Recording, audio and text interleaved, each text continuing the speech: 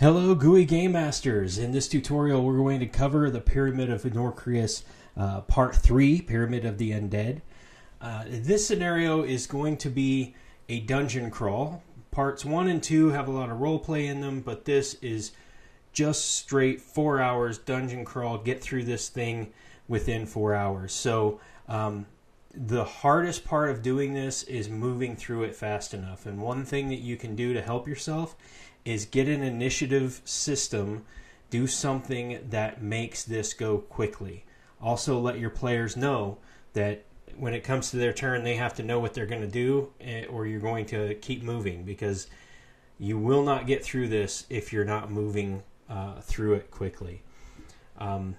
Normally I would say if you were going to run a con game with 4 hours of time, there would be no more than 3 combat encounters, maybe 4 combat encounters, and this pyramid has 4 levels of combat encounters. Another way that you can speed up the game is by implementing what we called at Tabletop Misfits stream rules, which stream rules keep that combat moving fast.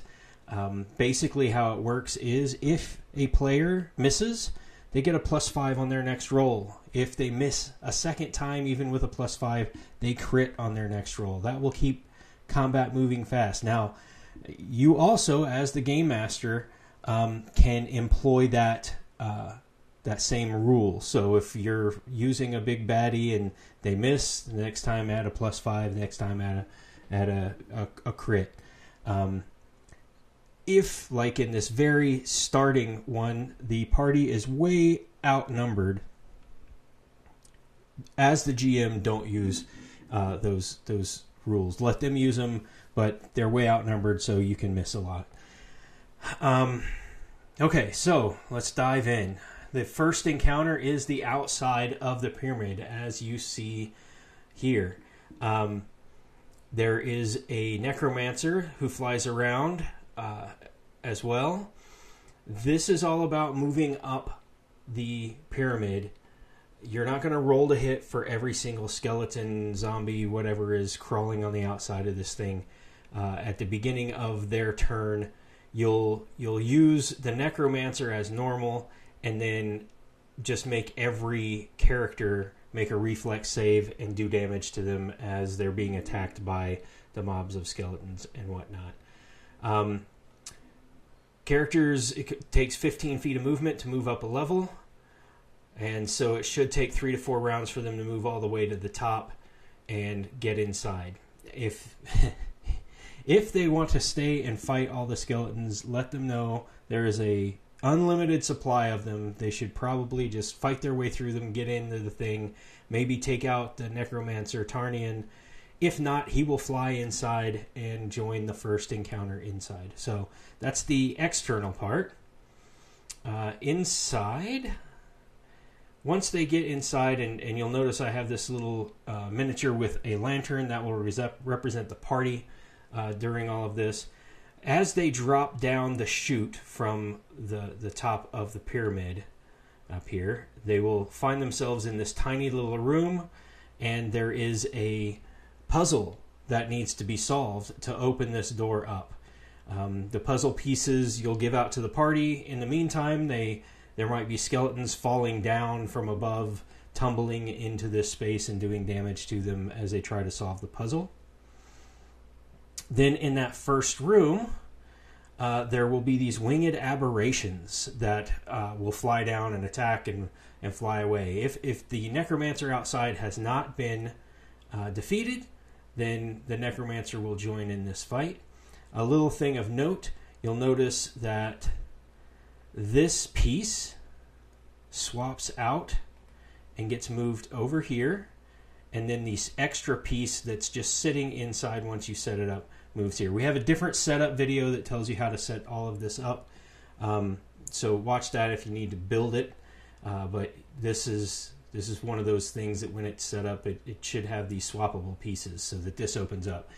These winged aberrations are up in the top area on ledges and whatnot, and they will fly down and attack the party, and then disengage as a bonus action, fly away. This will show the party that, hey, we need to start using strategy a little bit as we do this.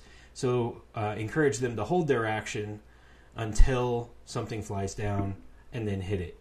And that basically gets people thinking a little bit more strategically right off the bat.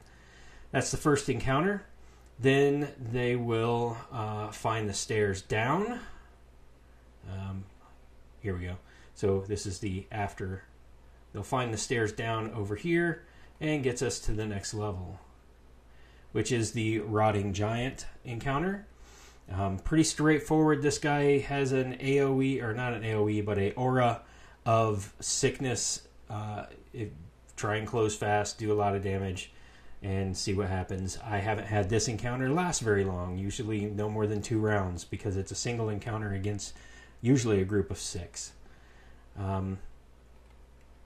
Then we have the Joassi encounter. There are 2 Infernathe mummies, and Joassi, who will try and turn people into those winged aberrations from above.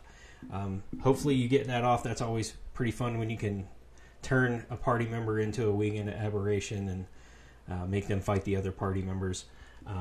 At the end of their round, they will get to save to turn back into themselves. So it's not a permanent condition, but it sure is fun when it happens. And then going in past that room is Fakrao, the Tamer of Death and Freer of Minds. This usually ends up being a role-play encounter and not combat, just because Fakrao is just waking up. He doesn't know what's going on here. He also wanted to betray the Far, or the controller of the pyramid, but didn't get the chance before Ambatru, who is the final encounter in this, betrayed him instead. So he might negotiate with the party to go down below and take out Ambatru, and who knows if he'll pop back up at the end. This usually is a roleplay encounter of some sort, and usually at the end of the session there's not time for me to bring him back and go, ha, you've done my work for me, or anything like that. So that's, and then there are stairs going down from that room. Oh, in the center, let's go back. In the center, there is a B4 area, which is a secret. If I go back, you'll notice this area here. This piece slides. So if they find this secret door and it opens, there will be another obelisk, and the obelisks have rules written in there about basically getting hit points back and spell slots back, and re-energizing yourself for the dungeon delve ahead. So they can find it. There's also a big crevice here that will drop them down into a different area in the place below than the stairs will. So if they find their way in there, they could get dropped into a different area. All right, so going into the sea level. This is C1 here, and there are no monsters here. There's just a door and a plate on the wall that if you push it, traps everybody and releases poisonous gas. There's also something written on the door that says, bow before me, and you may bow before Ambatru. And if they do that, it opens the door. Otherwise, if they try to open the door using the mechanical push button, which is the obvious way, they get trapped. Going next through that, they go to C2, which is the monstrous undead guardians. There's an undead owlbear and an undead abomination that will fight in this hallway. This is also where you'll drop down from above if you use the crevice. You'll just skip that first poison room and drop down right in here. 2 big baddies. Not pretty much. They have multi-attack and they try to do a bunch of damage. On them are around their necks are these little tiles that slip into these stone things here, which then open this door when they're both placed in there. All right. the Dragon Touch Wraith of Verskil. He is the defender of the first Far of Flamataru'un, who is interred here. This is another roleplay encounter. Voices will tell a little bit about the first ruler of Flamataru'un, and hopefully they don't want to loot this area, and they won't have to fight this wraith. There will be item drops all throughout, so keep an eye for those item drops. The cards are in the binder so that as things are defeated, you can give those items over to the players. Okay, so this is basically a roleplay encounter, and then they're going to move. It will also tell them about another puzzle. I'm going to go back here. Another puzzle which happens here. And when they slide the puzzle and make the right connections on this wall opens and that door opens when they've completed the puzzle.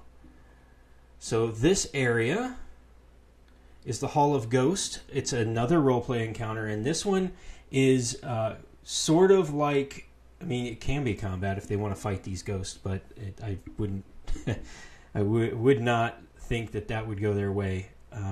Since the ghost can just fade through walls and do a bunch of things that are really nasty. But this is kind of meant like in the second part 2, there was a place where they're sailing through the sea and they get to make up their own things. This is kind of how they do that. There's some prompts there in the box text, and you can just ask each person to do something and prompt them based on the box text to free these ghosts, basically. And then they find their way into here, and it's basically they find their way in. If they do any investigation at all, it will open up the downstairs area, and then as they descend, if they didn't investigate again after they've opened it, as they descend, all of these stairs trigger a second trap in this level and basically turn this into a slide, taking them into the final level on their rear ends. So when they hit that final level, hopefully they're not prone as they land at the feet of the giant skeleton, and then the giant skeleton attacks. One of the things to do is the giant skeleton has an attack which can knock people prone again. So always start with that if nobody is prone to get that advantage and try and really do a lot of damage here. The skeleton has a lot of hit points, but it usually goes down quickly because they start using bludgeoning weapons on it and it starts taking lots of damage. Then we have the prisoners area, and the brother of Nerephanet is basically chained up here. It's not really chains. They're these arcane bindings that hold Nerephanet's brother here, as well as a huge fire elemental. And he will beckon the party not to free the fire elemental. It's not a good idea. It'll destroy this whole place. And there is actually box text if the players decide that they're going to free the fire elemental and destroy the place. The party does not survive at that point. It basically skips the last encounter. It's a way to get around. If you're running out of time, this can be a way out. Is don't encourage them so strongly not to free the elemental if you're running out of time. But that's one of those things that is doable. And here is the Far's lair. The Far is the ruler, not the big baddie. The first time you go into it, it will be empty. You'll see that the Far is interred here. There's another obelisk, so that you can kind of heal up and get ready to go into the final encounter. You can, if there is time, return here later after defeating Mbatru and the Far will pop up and may give boons or some role play about taking this pyramid back to its rightful place in Flamaturun, which is a city beneath the Sand Sea where the Infernathe live. Again, this whole adventure might be rewritten when the Infernathe book comes out, and when the Sandestian book comes out, because this may not be canon anymore. All right, so then the final battle is over here against Umbatru. There's the Far and Umbatru, the Far's advisor. This is a two-phase battle. The battle will happen here, and then when the hit points are gone from this first phase, there's some box text to read, and then you go into phase 2 where he's on the throne. And then after defeating the Far, make everyone re-roll initiative, because the throne starts calling out for a new person to take it, basically. And the throne itself is a magical item that will basically be a genie and grant wishes, but only within the confines of this pyramid, meaning that it can change this pyramid into whatever somebody wants it to be and move it to wherever they want it to be. But in this case, it would be whoever got the initiative and chose to go sit on the throne. Of course, you could pass it over and let the Far move this back to Flamaturun if everybody passes on that initiative roll. So, and that would be the end of it. You kind of see what people say, see how they do things, and what they choose as those final pieces. And that is the end of the adventure of the Pyramid of the Undead.